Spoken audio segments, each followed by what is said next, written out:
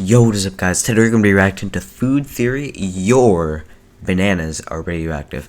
Now, if you don't know, radioactive is not good. Bruh. Bananas, I haven't had a banana in like 6 years, so I don't know how they taste really anymore.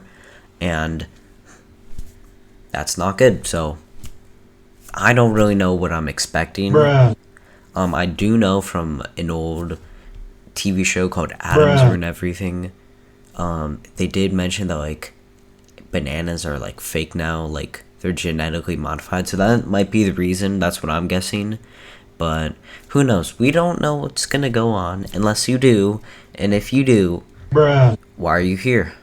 But it's fine because you love me.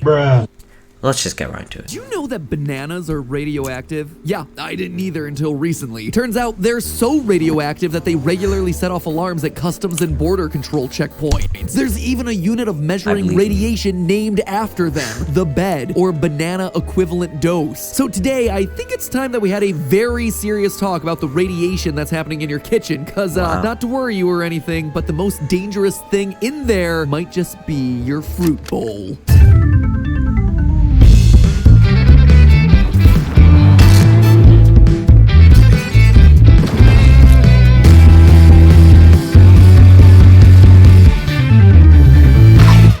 Internet, welcome to Food Theory, the show that's going nuclear with knowledge. Friends, today on Food Theory, it's story time. A story that starts with U.S. Customs and Border Patrol, who for years had themselves a problem. When shipping containers enter the country, they're usually scanned using sensors designed to detect radiation to prevent people from sneaking nuclear material into the country. I saw that on one of those shows where like they go to Mexico or like any other country and like the border basically, and they're like scanning things or like searching for like people smuggling drugs and stuff, and like basically I saw they're using the tool. So basically I'm an expert on the subject, so just believe me.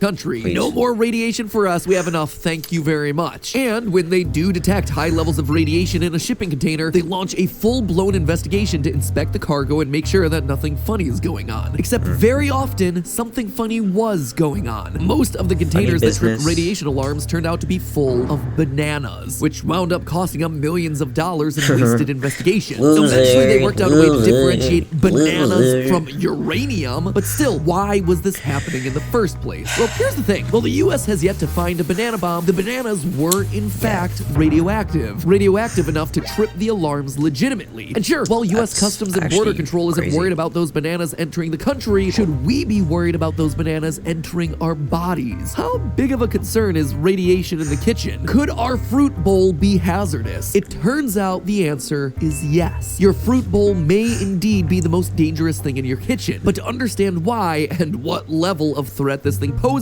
we have to start at the beginning. First, I think it's important to talk about what exactly it means for something to be radioactive. Pop culture is full of glowing green spiders and gamma ray monsters, but that's all fiction. What does it really mean for something to be radioactive? Well, this is actually something that I touched on in a previous food theory about what's safe to eat after a nuclear fallout, but radiation comes in two varieties. First is non-ionizing radiation, the low-energy, safe kind of radiation. This includes everything from visible light to radio and Wi-Fi signals. Your microwave oven also part of that non-ionizing low-energy radiation category. On the flip side is ionizing radiation, the higher energy stuff. This is what people are worried about when they say that something is radioactive. As you probably remember from science class, all matter is made up of atoms, and all atoms carry energy, but some atoms carry around a bit too much energy. This makes them unstable and prone to decay. When it does, it releases that energy in the form of ionizing radiation, the dangerous stuff. And if you're exposed to that high energy burst, it can actually mess up the atoms in your body. It's all a question of how big of a dose you're getting. Ionizing radiation is harmful because it can actually damage the atoms in your body. But given that each individual cell is composed of hundreds of trillions of atoms, and each of those cells is just one of over 30 trillion cells that make up your whole body, a few atoms getting knocked around here and there isn't going to make that much of a difference. It takes a lot of radiation to cause substantial cell damage. For instance, you ever have an X-ray? Well, that's a form of ionizing radiation being shot at your body. That's okay, because the amount of ionizing radiation radiation you're hit with when getting an X-ray isn't big enough to cause real harm to our bodies. Also have a Unless, of course, stuffy you're nose. getting a lot of X-rays, and by a lot, I mean a lot.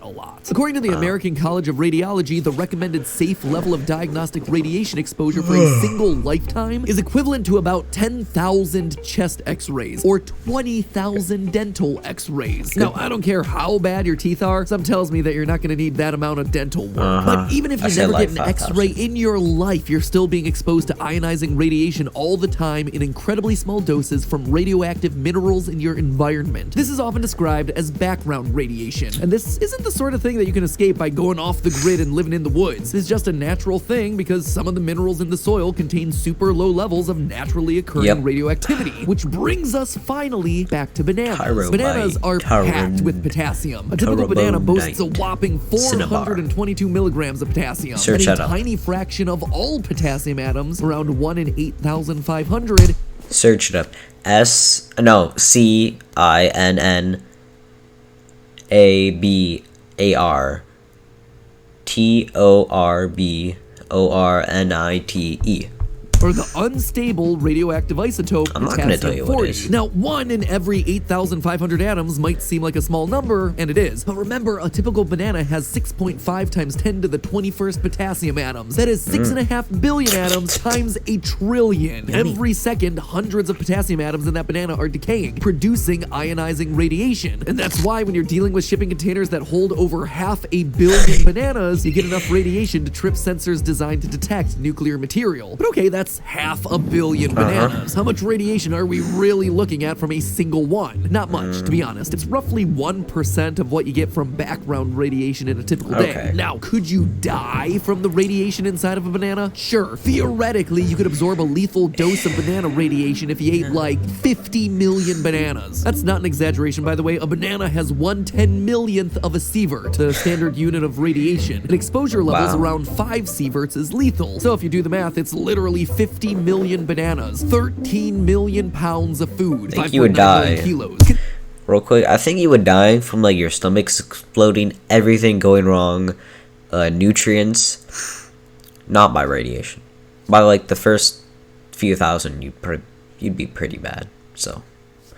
Considering that the average American eats around 2,000 pounds of food per year, you could eat 13 million pounds of bananas during an entire lifetime, or heck, even 50 lifetimes. In other words, eat up, my friends. Radiation from your bananas is not something that you have to worry about. But then why did you make this video? From your countertop is. Years back, granite countertops, you know, those things you paid extra to have installed? Yeah, they became the subject of media attention when it was found that some of them were releasing radon. In this case, we're not only looking at the radon that's coming out of it, but to a woman that's recently pregnant, we're getting gamma radiation out of it that really has a direct impact on the fetus development. Gamma radiation is a type of ionizing radiation, and the radon mentioned in that clip is a radioactive gas from this part of the periodic table over here, the noble gases. And in a not very noble move, radon is a colorless, odorless gas known to cause cancer. In fact, radon is the second most common cause of lung cancer, right behind smoking. Why though would it be coming from countertops? Well, remember what we just talked about. Granite is mined out of the ground, a ground that, as I mentioned, has radium and radioactive materials sprinkled throughout. So, should we be all tearing out our granite countertops and refinishing our kitchens to avoid dying of lung cancer? The answer is no. At least probably no. Studies looking at radon exposure from granite countertops find that, on average, the concentrations aren't high enough to be dangerous. However, on average is no guarantee of safety. The concentration of radioactivity and radon emissions tends to vary from... Spoiler alert.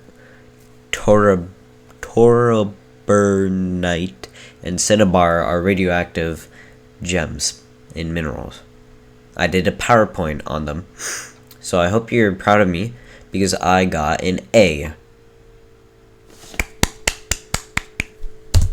Slab to slab. Makes sense. Certain regions have higher levels of radioactivity than others, so two seemingly identical slabs of granite could have vastly different levels of radioactivity. In most cases, you are going to be absolutely safe, but you just might be unlucky and have gotten a slab with a particularly high concentration, which is why lots of people have homes with radon detection systems, and why radon checks tend to be an important part of the home buying process. Another source of radioactivity to be on the lookout for, old ceramics. Yeah, those antiques you inherited from grandma might be giving you a third eye. What was commonly referred to as Vaseline glass, custard glass, jadeite glass, Burmese glass, or, since it was in vogue during the 1930s, depression glass, are all varieties of what most accurately is described as uranium glass, which, surprise, surprise, is glass that was made with uranium. And other things too, obviously, but like up to 25% uranium, which is about 100% more uranium than you want in your home. I mean, the uranium does make it look very cool. It also lets it glow under black lights, but, you know, it's also emitting dangerous cancer-causing radiation. Don't worry, though, not all fluorescent glassware relied on uranium for that coloring effect. Some of it was also made with lead. Yay! Speaking of cookware you inherited from grandma, if your kitchen is stocked with stuff made prior to the 1970s, some ceramic dishes were made using glazes that were colored using radioactive isotopes. A lot of manufacturers decided that the best way to get those brightly colored glazes was to use chemical cocktails that, whoopsie, happen to be radioactive. Cause let's really be honest with ourselves, what would you rather have? A nice brightly colored casserole dish or not cancer? Interestingly, different colors of the classic dinnerware contain different concentrations of uranium oxide. Studies have shown that red apparently is the worst. And you know how you're not supposed to put acidic foods like tomato sauce in a cast iron skillet because the chemical acidity of the tomato is going to cause trace amounts of metal to leach into the sauce, thereby giving it a metallic taste? Well, something similar can happen if your uranium oxide coated ceramics come in contact with acidic foods. And let me tell you, it's going to be a lot worse than just ruining the flavor of your spaghetti. Let's just say that any amount of uranium entering your body is the kind of thing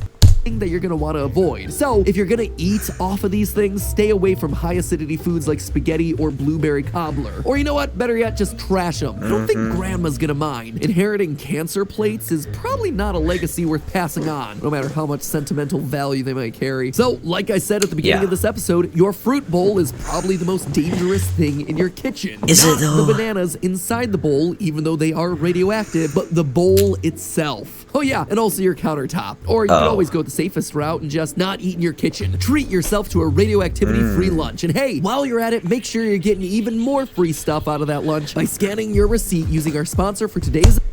Did not ask. I'm about to mention, I think the most dangerous thing in your kitchen is probably your stove and your toaster, because those can explode. Your toaster can explode very commonly if you stick a knife into it, which you should never do. But also, your stove, if the gas is on, it can make you hallucinate and become lightheaded and paralyzed. And if you turn the gas, like, light it while there's gas in your house, your whole house will blow up. Yeah, if you didn't know that, then turn your gas stoves off. Doesn't matter how warm it is or how cold it is outside, you're gonna blow up and you're gonna die. Also, if you spill water on yourself and like it keeps going like yeah, like call the fire department. That happened to me, and I was just trying to make ramen. So hope you guys enjoyed this video. Safety tips with me. I'm the most trustworthy person you'll ever meet, so you should definitely hit the subscribe button. Hope you guys enjoyed this video. I will see you guys in the next video. Bye bye. Bye.